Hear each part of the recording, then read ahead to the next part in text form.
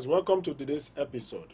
And in the studio with me again is Dr. Ezeatakul Osakwe, the international and national president of Crisis Control Worldwide, a recommendable security outfit.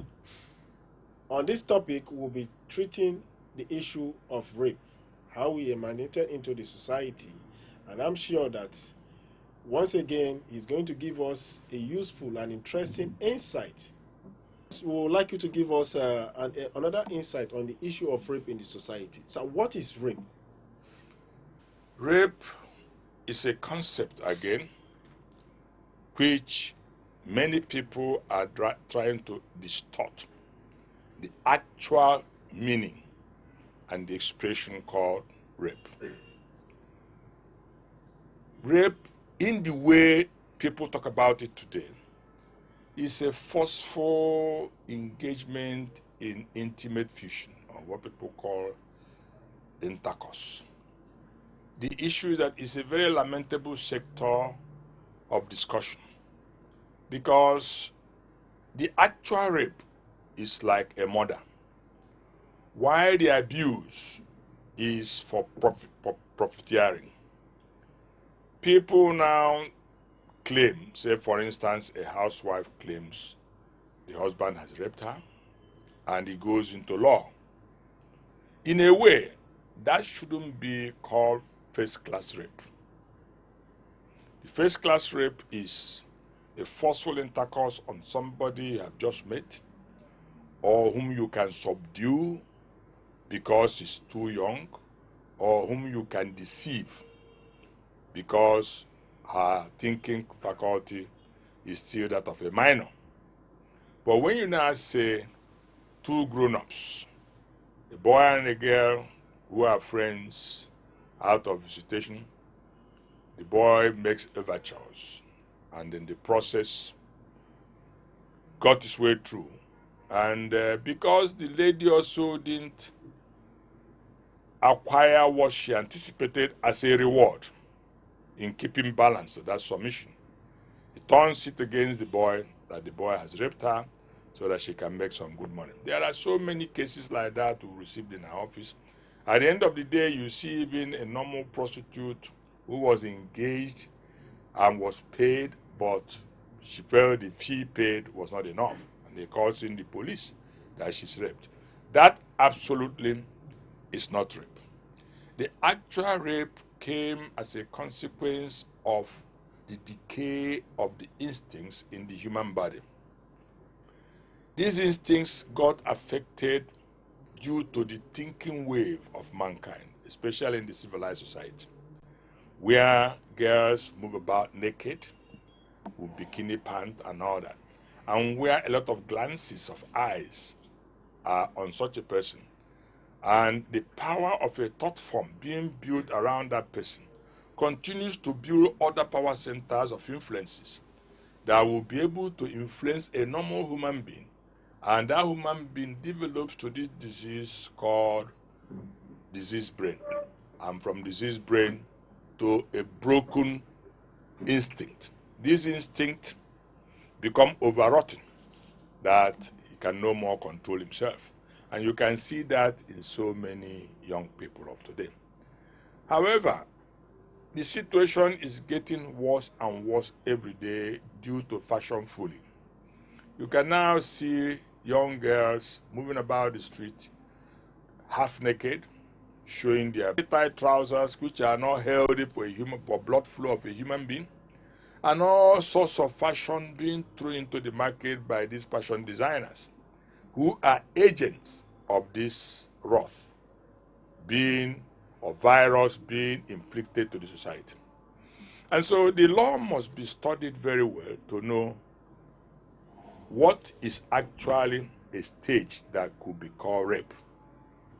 And I'm trying to analyze it step by step so that those who get themselves trapped into it could even determine for themselves the category of act they have committed. And that it is not every act that is just rape one. Just as you have in the case of murder, first murder, second murder, manslaughter, and all that.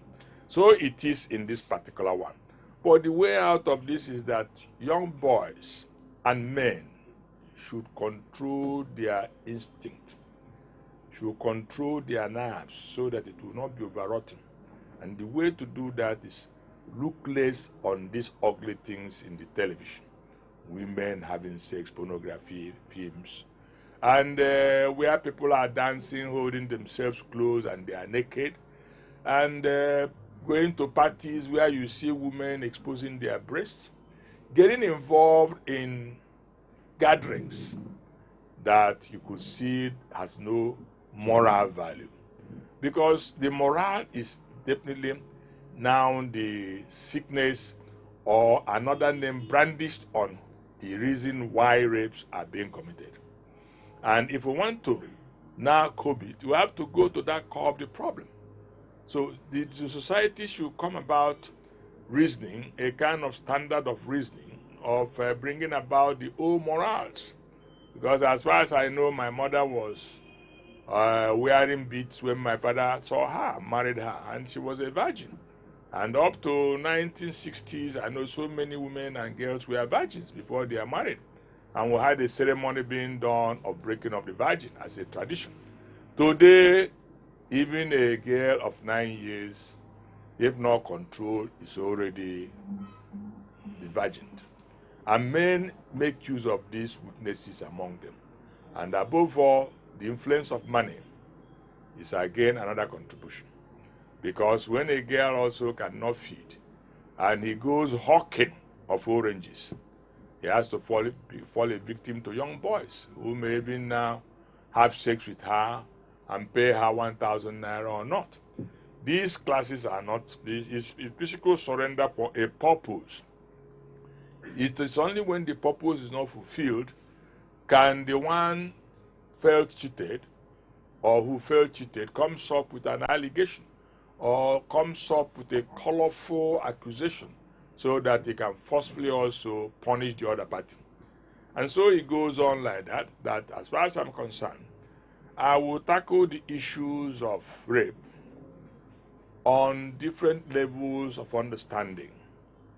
From how it was in the village when it was an abomination, not even a case of rape, an abomination to see a young lady to be married, seen to have broken her virgin, up to the point of now making marriage a family home, a matchmaking program, a ceremony where of diary hunting, and nobody wants to marry a poor man anymore, and all that. So things got spoiled from that point. And if we want to now mend the society, it comes into the societal ills we do talk about in crisis control.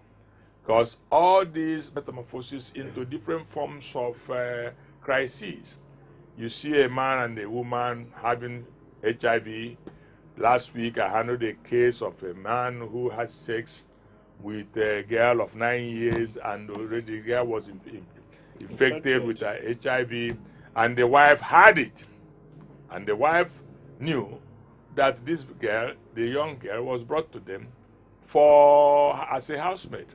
And knowing that she doesn't frequently have sex with the husband again, because according to them, the husband is still HIV negative, and so herself is positive. And that created a situation where the husband, under the pressure of overwrought nerves, has sex with a 9-year-old girl. And there are worse situations that it belongs to the same problem. We must create a way of checkmating them. Because even in the law enforcement agencies, those that are supposed to checkmate them, they are also seriously involved in it. So if he partakes in such a thing, he will not even prosecute the other. He's just like any of them that sells Indian hemp. He will not like to go to where they sell Indian hemp and rescue people and begin to arrest people. Instead, if his team is going, he will send an emissary and say, look, you all of you go away because we are coming. Because he needs to. He has already befriended the people of that kind of homogeneity. And so the law of homogeneity is always something we must be very careful of, look into it in details, and from there, de-homogenize each other and be able to bring about a better lifestyle.